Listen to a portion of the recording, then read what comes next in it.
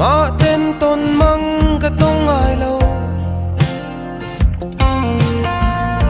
izun ngai lung ngai vang hian mo zinga zalin var trian kalo izun ngai lunglen vang hian mo sak ruangan lai tha azam lo mangai bia thu kanin hlana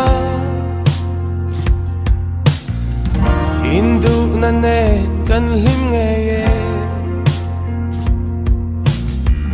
rinom bia thu kanin tiama bay say na nen na par mo ye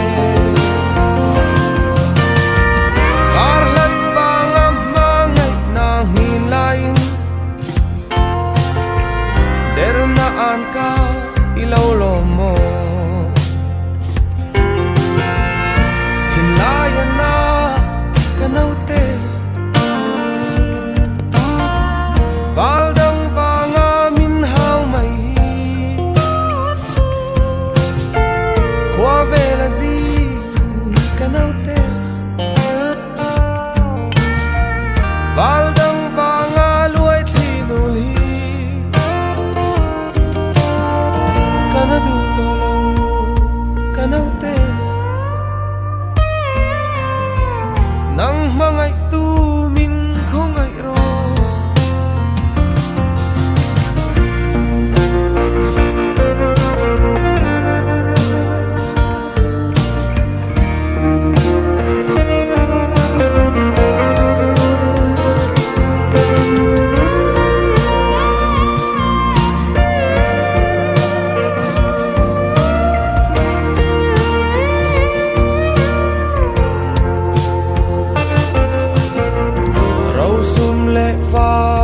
kanay lo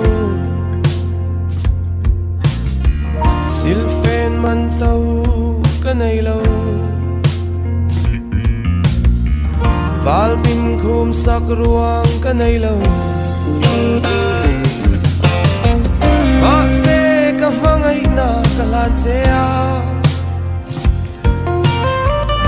ka thei zong hi ita ani